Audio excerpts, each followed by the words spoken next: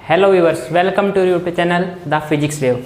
आज हम बात करेंगे कैपेसिटेंस लेक्चर नंबर 4, जिसके अंदर series and parallel combination of capacitors. सबसे पहले हम बात करेंगे सीरीज कॉम्बिनेशन ऑफ कैपेसिटर्स। तो सीरीज कॉम्बिनेशन ऑफ कैपेसिटर हम कब कहेंगे? जब हम कैपेसिटर्स को एंड टू एंड कनेक्ट करें। एंड टू एंड कनेक्ट करने का क्या मतलब हुआ? देखो कैसे।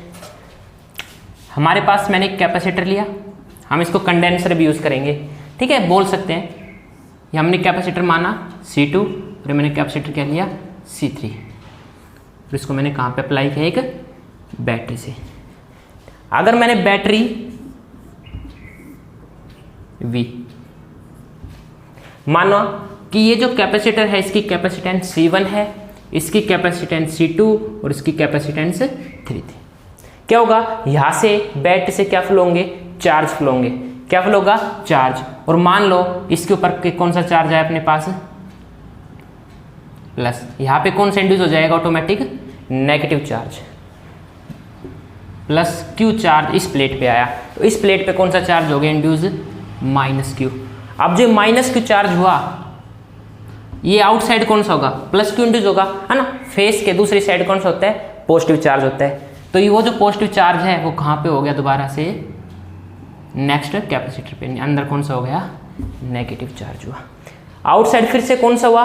पॉजिटिव। यहाँ पे भी क्या हुआ? माइनस Q और प्लस Q और माइनस Q।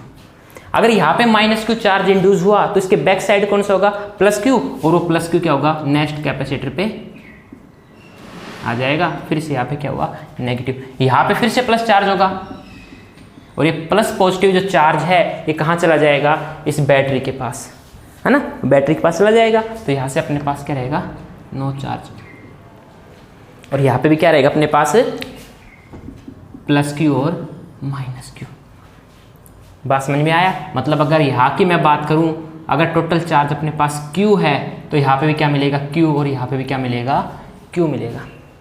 और ये हम पता भी है कि अगर हम किसी भी सीरीज कॉम्बिनेशन की अगर बात करें तो सीरीज कॉम्बिनेशन के अंदर करंट क्या होता है? सर्किट में सेम होता है। या फिर हम कह दें कि सीरीज कॉम्बिनेशन के अंदर जो चार्ज रहेगा वो क्या रहेगा? सेम रहेगा, है ना। हमें पता है कि सीरीज के अंदर चार्ज क्या होता है? सेम। तो वेरी क्या करता है? वो करता है पोटेंशियल डिफरेंस। माना इसके अक्रॉस V1 है, इसके अक्रॉस V2 है और इसके अक्रॉस V3 है, ठीक है। तो हम क्या बोल लेंगे? लेट हमने क्या किया? 3 कैपेसिटर्स को कनेक्ट किया एंड टू एंड, यानी सीरीज कॉम्बिनेशन में। देन V1 क्या हुआ? Potential difference across capacitor C1। V2 क्या हुआ? Potential difference across C2। And V3 क्या हुआ? Potential difference across C3। उसके अलावा हमें एक बात और पता है कि सीरीज कॉम्बिनेशन के अंदर V1 plus V2 plus V3 किसके बराबर होगा? Potential difference applied by battery. बात समझ में आया? चार्ज हमारे पास क्या है? सेम है, C1 C2 C3, V1 V2 V3, ठीक है। नाउ हमें पता है कि Q इज इक्वल टू क्या होता है? CV, है ना। तो V क्या हुआ? यहां से Q अपॉन में C। अगर मैं बात करूं कैपेसिटर C1 के अक्रॉस पोटेंशियल डिफरेंस कितनी है? V1, एंड चार्ज क्या है? Q, और कैपेसिटेंस क्या है? C1। सिमिलरली अगर मैं बात करूं V2, पोटेंशियल डिफरेंस किसके? कैपेसिटर जिसकी कैपेसिटेंस कितनी है? C2। चार्ज उसमें भी क्या रहेगा? Q रहेगा, लेकिन कैपेसिटेंस क्या हो जाएगी? C2 हो जाएगी। सिमिलरली अगर मैं नेक्स्ट की बात करूं तो उसमें भी क्या आएगा? Q upon C3। ये जो अपने पास 1 2 3 इनको किस में सब्स्टिट्यूट करेंगे? Put in equation 1। हमने क्या किया? 1 के अंदर पुट किया। जब हमने 1 के इक्वेशन में पुट किया तो हमारे पास V क्या आया? Q upon C1 plus Q upon C2 plus में Q अपॉन C3। अगर मैं कंप्लीट की बात करूं तो कंप्लीट के अंदर जो पोटेंशियल V होगा वो क्या होगा? टोटल चार्ज Q और CP को मैंने क्या बोल दिया? Equivalent capacitance of series combination CS। यहाँ पे इक्विवेलेंट भी लिख सकते हो आप, कुछ बुक्स में ई क्यू ई लिखा हुआ मिलेगा इक्विवेलेंट कैपेसिटेंस।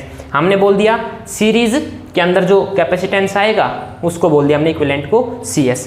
तो यहाँ पे मैं पुट करूँगा तो मेरे पास क्या बनेगा, ये बनेगा Q अपॉन में सी एस, Q अपॉन में C1, Q अपॉन में C2 प्लस में Q अपॉन में C3। Q हमारे पास कॉमन आया, कॉमन आने के बाद अंदर क्या बचेगा 1 upon C1, 1 upon C3। Q से Q क्या हो गया अपने पास कैंसिल हो गया, तो मेरे पास क्या बचा 1 upon C S is equal to 1 upon C1 plus में 1 अपॉन C2 प्लस में 1 अपॉन C3। देखो इसको अब कंपेयर करो रेसिस्टेंस से। जब हमने रेसिस्टेंस को सीरीज में किया था R1 R2 R3, तो सीरीज में हमारे पास R क्या आता था equivalent R1 plus R2 plus, लेकिन कैपेसिटेंस में क्या है उल्टा है, सेम नहीं आया है ना। वो जो वहाँ पे पैरेलल में आएगा वो यहाँ पे सीरीज में आएगा, और जो यहाँ पे सीरीज में आएगा वो वहाँ पे पैरेलल में आएगा। यानी कहने का क्या मतलब हुआ कि जो सी एस आएगा इक्विवेलेंट कैपेसिटेंस जो आएगा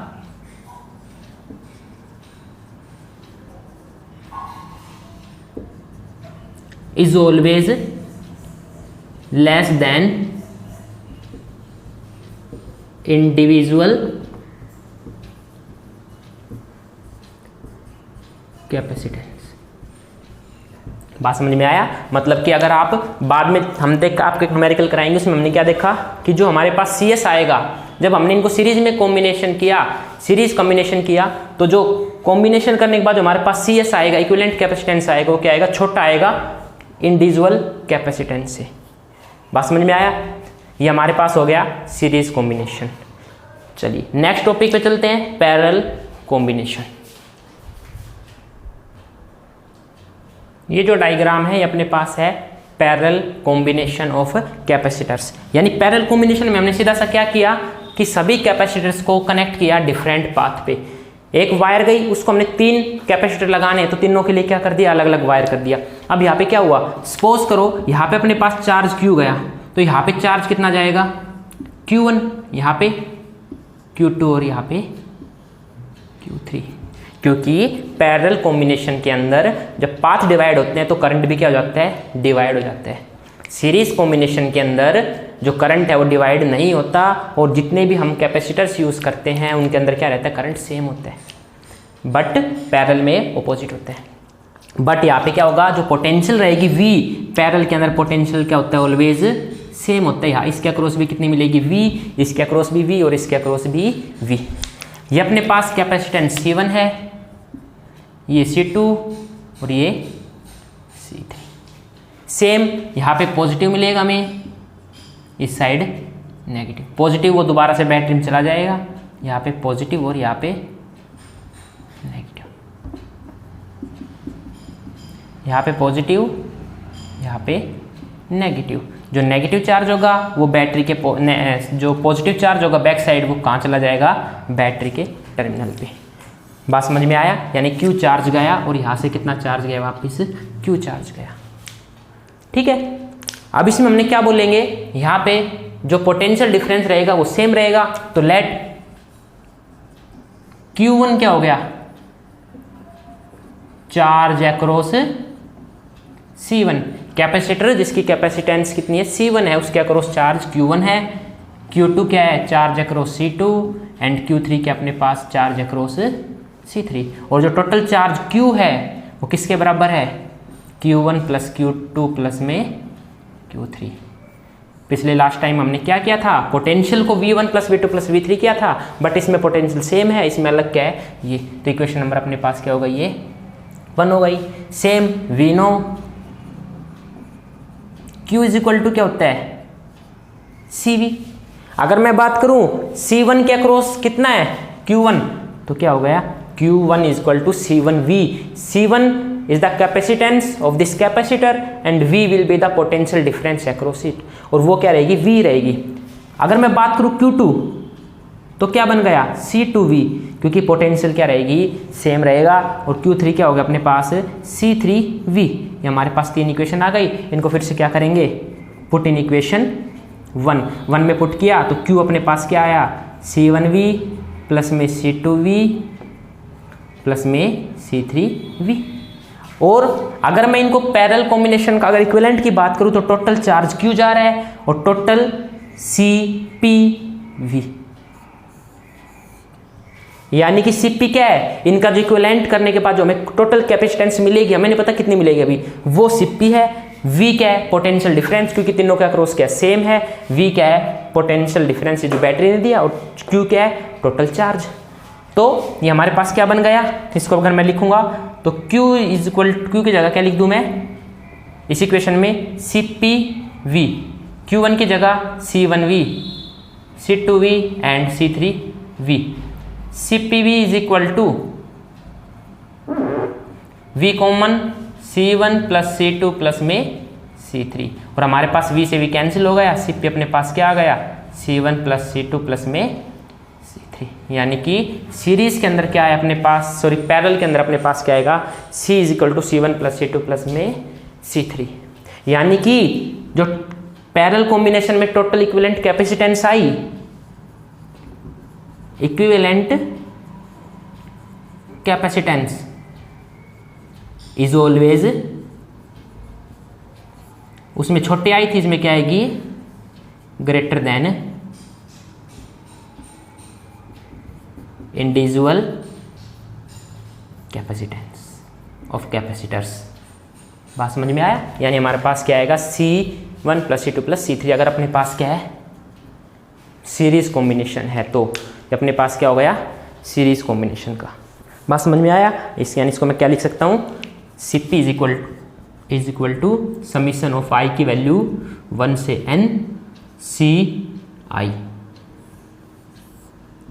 हम इसको ऐसा लिख सकते हैं। अगर हम पैरेलल की बात करें तो पैरेलल के अंदर हम क्या लिख सकते हैं, सॉरी सीरीज के अंदर हम क्या लिख सकते हैं, Cs इज इक्वल टू क्या लिखें, समीशन की वैल्यू I की वैल्यू 1 से N 1 अपॉन Ci। ये हमारे पास क्या हो गया सीरीज में, और ये हमारे पास क्या हो गया पैरेलल में।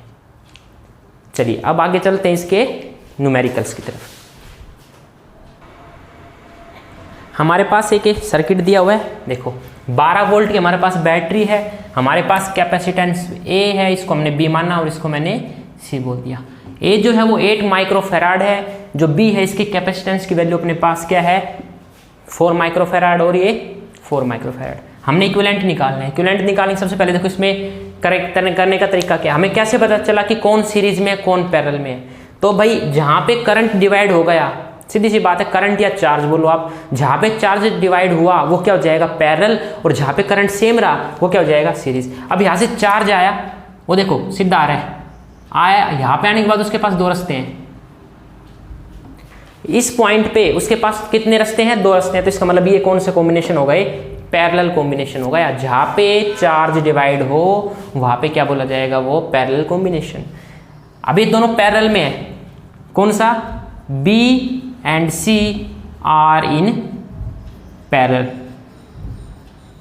जब पैरेलल में है तो इन दोनों का जो इक्विवेलेंट निकलेगा Cp, वो कितना आएगा, पैरेलल के अंदर क्या आया था फॉर्मूला अपना, C1 प्लस C2। कितना आया C1 plus C2, 4 microfarad plus में 4 माइक्रोफेराड। अपने पास Cp कितना आ गया, 8 माइक्रोफेराड, यानी इन दोनों का। तो इस सर्किट में कैसे बनाऊं, इस सर्किट को हम ऐसे बना सकते हैं,